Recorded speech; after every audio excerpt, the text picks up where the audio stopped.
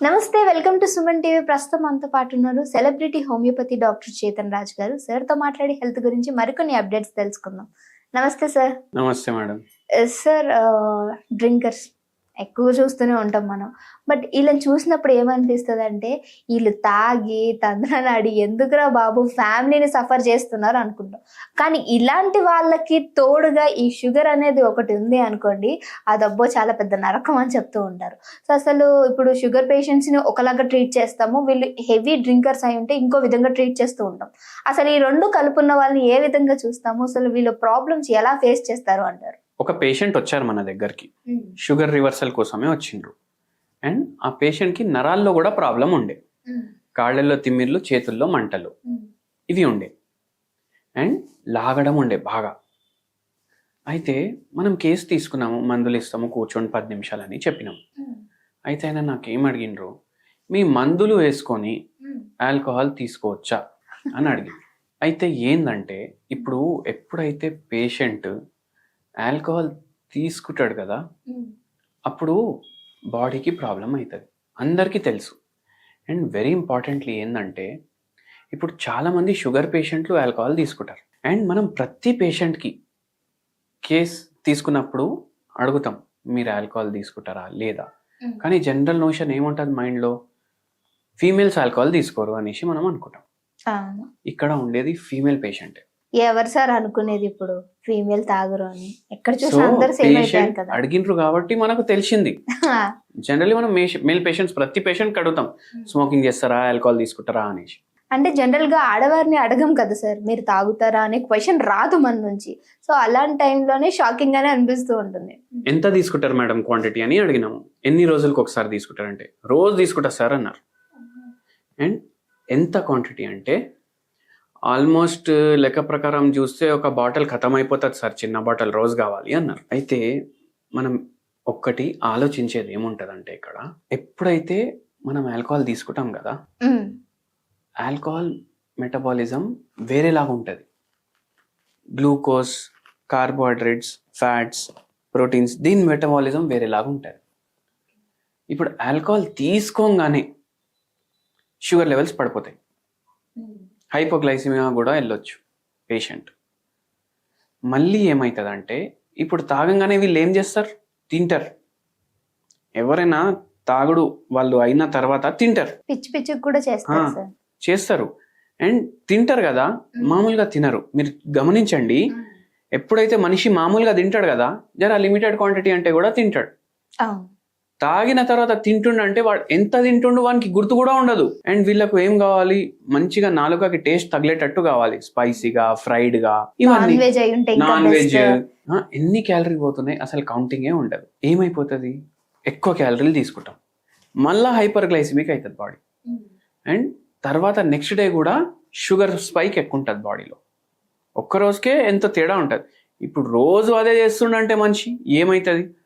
అందుకే ఈ పేషెంట్కి షుగర్ వ్యాధి వచ్చి అంటే తెలిసి ఒక 6 monthsే అవుతుంది, కానీ షుగర్ కంట్రోల్లో వస్తలేదు. మన దగ్గర డయాబెటిక్ రివర్సల్ గురించి వచ్చిండ్రు. ఎందుకమ్మా తాగకండి, చాలా ఎఫెక్ట్ అవుతుంది మీ బాడీ అంటే, తాగకపోతే నిద్ర రాదు సార్, మళ్ళీ లేచి పనికి పోవాలి అన్నారు. అరే మేడం, ఆల్రెడీ చాలా డ్యామేజ్ అయింది మీ బాడీ, మళ్ళీ ఇంకా మీరు మీ చేతితో ఎందుకు డ్యామేజ్ చేసుకుంటారు అని అడిగినాను. అయితే ఓకే అన్నారు. మనము ఆల్కహాల్ మానేయడానికి కూడా హోమియోపతిలో మందులు ఉంటాయి. ఇప్పుడు ఈ పేషెంట్కి ఆల్కహాల్ మానేయడానికి, షుగర్ వ్యాధికి, నరాల ప్రాబ్లంకి, మూడిటికి కలిపేసి మందులు ఇచ్చినాము. 1.5 years పడ్డది. పేషెంట్ ఫస్ట్ 4 monthsలో ఆల్కహాల్ మానేసింది మొత్తానికి. షుగర్ లెవెల్స్ కంట్రోల్లో రావడం స్టార్ట్ అయింది. షుగర్ వ్యాధి కూడా పూర్తిగా రివర్స్ అయిపోయింది. నరాల ప్రాబ్లంలేమో 4 నెలలు 5 నెలల్లో పూర్తిగా తగ్గిపోయినాయి.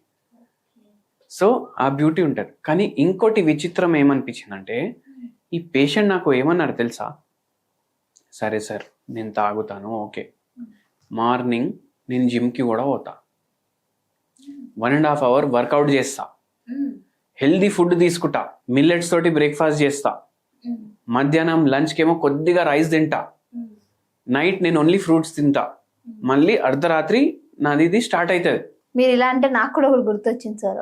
ఒక పర్సన్ నాకు అంటే నేను దగ్గర నుంచి చూసినప్పుడు, సో తాగుతారు, బట్ మార్నింగే ఎంత మంచి డైట్ రొటీన్ ఉంటుంది అని అంటే ఇవేందో అది మనం కూడా చేయలేం.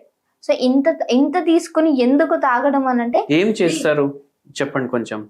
ఏంటంటే సార్, మార్నింగే హాట్ వాటర్, ఇందులో జీరా పౌడర్ అండ్ అలానే దాల్చిన చెక్క, ఈ వాటర్ తాగుతారు.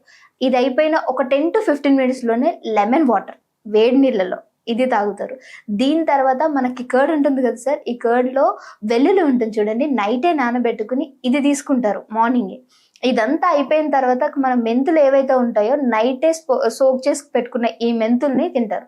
ఇంత చేసి మరి తర్వాత మరి మీకు షుగర్ ఉంది కదా, ఇంత తాగుతున్నారు కదా ఏంటి అని అడిగితే దాన్ని అక్కడ నుంచి వచ్చే ఆన్సర్ ఏంటంటే వీటిని కవర్ చేసుకోవడానికి ఇది తాగడం అని చెప్తారు. సో చాలా మందికి ఈ నోషన్స్ ఏముంటాయంటే, సరే మనం తాగుతున్నాం, లేదంటే మనకు షుగర్ వ్యాధి ఉంది, మనం ఎక్సర్సైజ్ చేసే ఏం అవసరం, మనం టైంకి పడుకునే ఏం అవసరం, ఈ హోమ్ రెమెడీలు ఉంటాయి ఇవి చేసి మనం కంట్రోల్ చేసుకుందాం అనేసి అనుకుంటారు.